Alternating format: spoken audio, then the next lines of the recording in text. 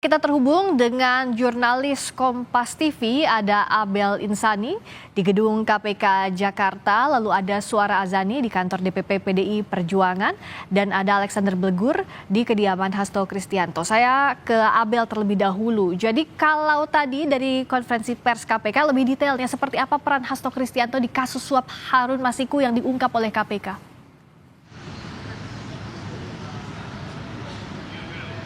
Ya, selamat petang. Friska dan juga saudara, memang untuk Hasto Kristianto ini memiliki peran yang cukup signifikan terkait dengan kasus suap dari Harun Masiku begitu ya.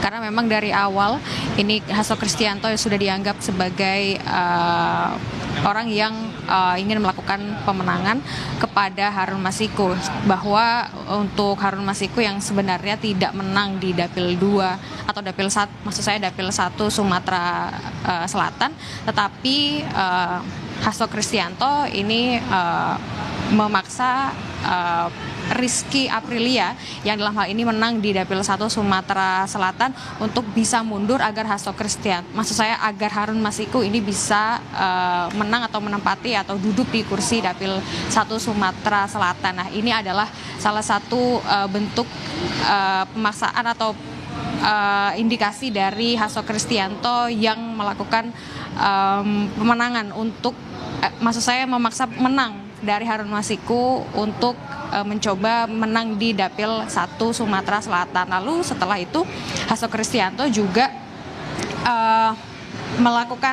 dianggap melakukan perintangan penyidikan gitu, karena membantu dari Harun Masiku untuk kabur dari Indonesia setelah KPK menetapkan Harun Masiku sebagai DPO atau daftar pencarian orang.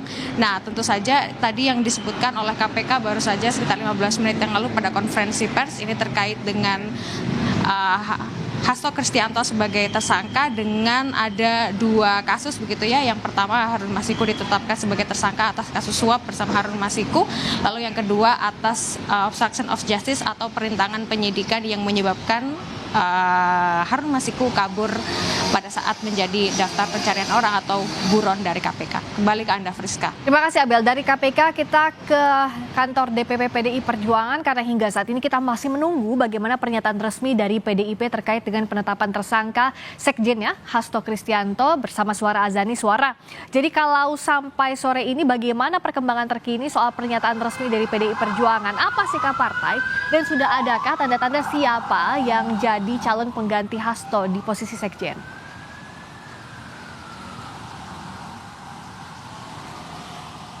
Ya, sampai saat ini di depan kantor DPP PDIP terpantau masih belum ada pergerakan. Bahkan kami sampai saat ini menghubungi beberapa pihak dari PDIP dan PDIP belum memberikan respon dan belum memberikan keterangan resmi terkait penangkapan atau Hasto Kristianto yang dijadikan tersangka. Namun siang tadi sempat Roni Talapesi memberikan keterangan secara tertulis. Ini yang menyatakan bahwa mereka belum mendapatkan informasi secara lengkap terkait penetapan tersangka Hasto Kristianto. Dan kami mendapatkan informasi saat ini di dalam kantor DPP PDIP ini ada Hasto Kristianto, Deddy Sitorus, dan kemudian ada Roni Talapesi. Tetapi kami belum bisa memastikan apakah mereka nantinya akan memberikan keterangan resmi. Tadi ada beberapa mobil yang masuk ke dalam kemudian keluar juga di kantor DPP PDIP, dan kami belum bisa memantau siapa-siapa saja yang masuk ke kantor DPP PDIP dan keluar masuk seperti itu. Karena dari siang tadi kami mencoba menanyakan kepada partai PDI Perjuangan terkait ditetapkannya Hasto Kristianto sebagai tersangka yang menurut dari surat perintah penyidikan tanggal 23 Desember 2024 yang menyebut bahwa Hasto ini ditetapkan sebagai tersangka. Ternyata Hasto juga belum memberikan keterangan resmi, bahkan dari PDIP juga belum memberikan keterangan resmi terkait penetapan tersangka ini, Friska.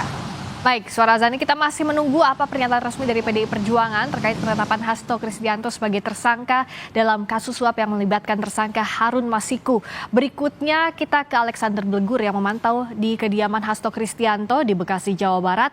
Apakah sudah ada informasi keberadaan Hasto atau respons dari pihak Hasto pasca ditetapkan sebagai tersangka?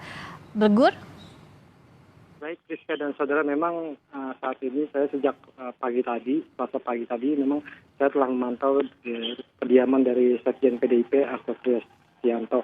Memang sejak pagi tadi hingga sore hari ini, hingga KPK menetapkan status dari Sekjen PDIP Hasto Kristianto, memang Hasto Kristianto ini tidak terlihat di kediamannya di perumahan Taman Villa Kartini, Kelurahan Margahayu, Kecamatan Bekasi Timur, Kota Bekasi.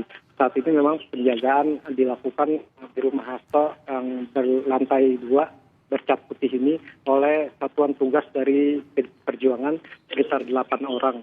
Nah, saat ini memang penjagaan dilakukan sejak pagi tadi hingga sore hari ini masih dilakukan penjagaan oleh Satgas PDIP.